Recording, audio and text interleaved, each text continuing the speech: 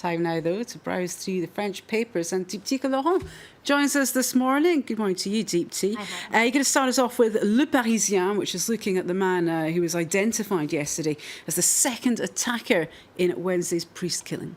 That's right. 2 days after that killing, we're still talking about it widely in the press. Now, Le Parisien says it's this article that says the enigma of a radical change that no one saw coming.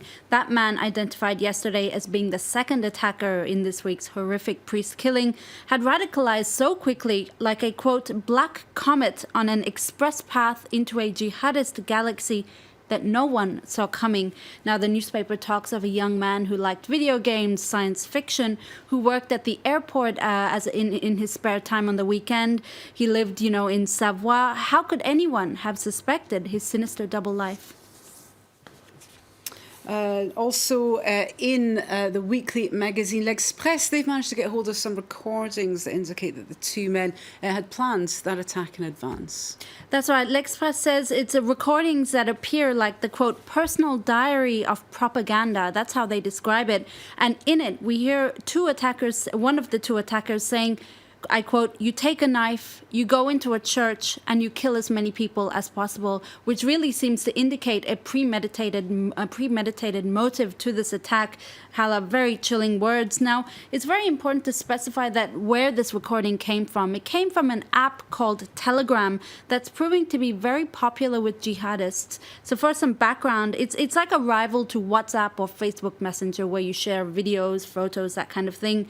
And in fact, more than 100 million users have signed up to this app since the beginning of the year. There is one stark difference, though. It was launched by a Russian in 2013, and it's sort of foolproof against censorship in the sense that it has a very secure network, which makes it very difficult for authorities to penetrate, which also explains why it's so popular with jihadists. Indeed. Well, Pope Francis now set to visit Auschwitz this Friday. That's a visit, of course, which has been marked by the death of Father Jacques Hamel.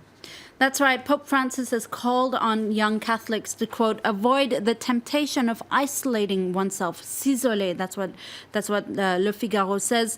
Now, as you mentioned, his visit does come amid tensions. Does come in after the death of the priest, but amid tensions over Europe's refugee policy, an issue that the Pope has sort of widely advocated in favor of the refugees.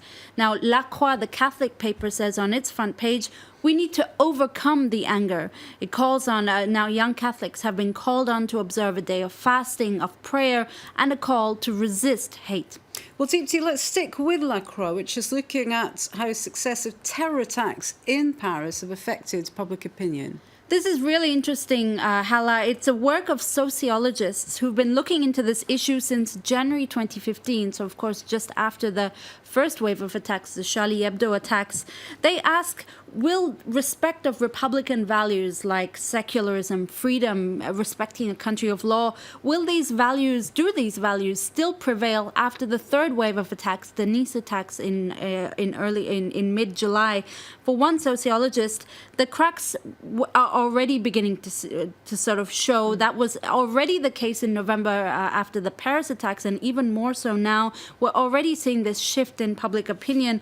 Now, another researcher says the biggest danger is if moderate French people, those who defend the values of the French Republic, if they begin to say, well, the issue of security should prevail over our Republican values, then we're in trouble because they are, quote, the spinal cord of our society.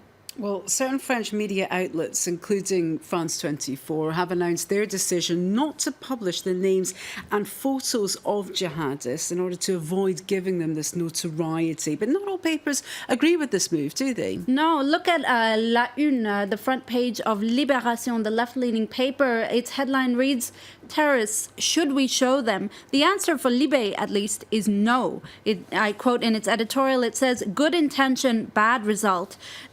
They ask, do you really think that by hiding their photo, this will temper the jihadist threat? The answer to that is no, because these people feed on religious dogma, hate, murderous intentions. Now, for Libé, this decision would, quote, fuel a climate of fear. Moreover, it's not practical. How do you avoid showing that photo in social media or when it's shared on Twitter? And also, how do we circumvent the issue of when they appear in court? How do we avoid not showing their photo? For Libé says, we can't just close our eyes and tell ourselves, like children, I quote, that if we don't see the evil, it doesn't exist. Well, certainly a debate that will continue to be had in the press and beyond. Thanks for that, Tika Laurent, with the press review. You're watching France 24 this Friday morning. Do stay with us. Lots more to come after this.